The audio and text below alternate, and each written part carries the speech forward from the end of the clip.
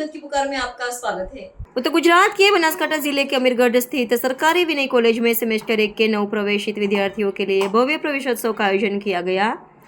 कार्यक्रम में बनासकांठा की सांसद गेनीबेन ठाकुर मुख्य अतिथि के रूप में शामिल हुई। उनके साथ जिला पंचायत सदस्य खेंगार सिंह डाभी, अधिवक्ता एवं कॉलेज के पूर्व छात्र अरविंद भाई सहित कई सामाजिक कार्यकर्ता और गणमान्य लोग मौजूद रहे।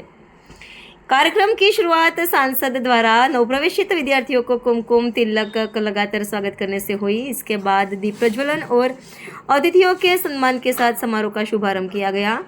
कॉलेज के प्राचार्य ने सभी अतिथियों का स्वागत करते हुए संस्थान की गतिविधियों की जानकारी दी।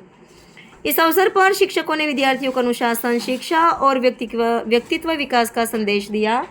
सांसद गेनीबेन ठाकुर ने छात्रों से कॉलेज जीवन के दौरान नकारात्मक प्रवृत्तियों से दूर रहकर शिक्षा, संस्कार और चरित्र निर्माण पर ध्यान देने की अपील की। उन्होंने विशेष रूप से छात्राओं को उच्च शिक्षा प्राप्त कर आत्मनिर्भर बनने के लिए प्रेरित किया।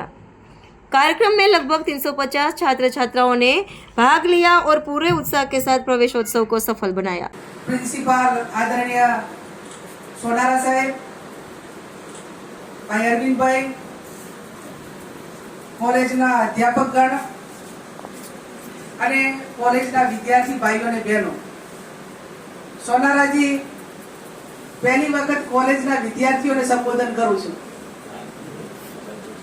બીજા ફંક્શનો પોલિટિકલી રીતે બીજા અલગ અલગ ડિપાર્ટમેન્ટોના ઘણા કરેલા, પણ લગભગ 5-6 વર્ષ પહેલા સોઈગામ જે વિનયન કોલેજ છે આપણી ગવર્મેન્ટની, ત્યાં વિદ્યાર્થીઓ સાથે મુલાકાત કરી હતી। એના પછી સંસદ સભ્ય ત્યાં પછી આ પહેલી વખત ત્યાં અમીરગઢ આપણી જે આર્ટ્સ કોલેજ છે એના વિદ્યાર્થીઓની એક મુલાકાત અને કોલેજનું જે આ કેમ્પસ છે એમાં ગવર્મેન્ટ કોલેજ કઈ રીતે ચાલે છે એની અંદર કઈ રીતની વ્યવસ્થાઓ છે કે રૂબરૂ જોવા માટે સોનારા સાહેબે તક આપી છે। ત્યારે એમને સ્વાગત પ્રવચનમાં વિદ્યાર્થીઓ માટે 5 લક્ષણની વાત કરી કે જે વિદ્યાર્થીઓની અંદર ડિસિપ્લિનથી કરીને આ 5 લક્ષણો હશે અને એનું પાલન સંપૂર્ણ રીતે જે વિદ્યાર્થી જે કોલેજિયન કરશે એનું ઉજ્જવળ ભવિષ્ય બનશે। આર્ટ્સ કોલેજ એની અંદર સંખ્યા પણ સાહેબે કીધું એમ કે 400 ની આસપાસ લાઇબ્રેરીથી કરી ભૌતિક સુવિધાઓ કહેવાય, સ્માર્ટ ક્લાસથી કરીને બધી એ પણ કોલેજની અંદર ખૂબ સારી રીતે એનું મેનેજમેન્ટ કરેલું છે।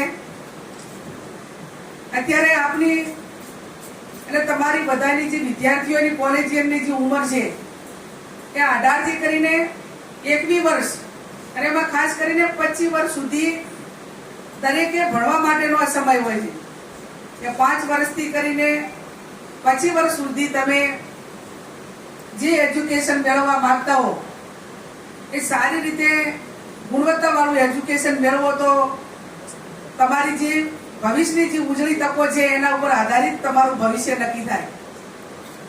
હું અભિનંદન આપું છું તમામ અધ્યાપકોને અને સોનારાજીને કે અત્યારે પ્રાઇવેટીકરણ અમે ટકી રહેવા માટે જે ગવર્मेंट कॉलेज आ रीते खूब सारी रीते जे चलावो छो। अगर आपने हमारा अभी तक चैनल सब्सक्राइब नहीं किया है तो कृपया चैनल सब्सक्राइब कर लें, लाइक करें, शेयर करें, कमेंट करें। तो मिलते हैं फिर किसी और खबरों के साथ। नमस्कार।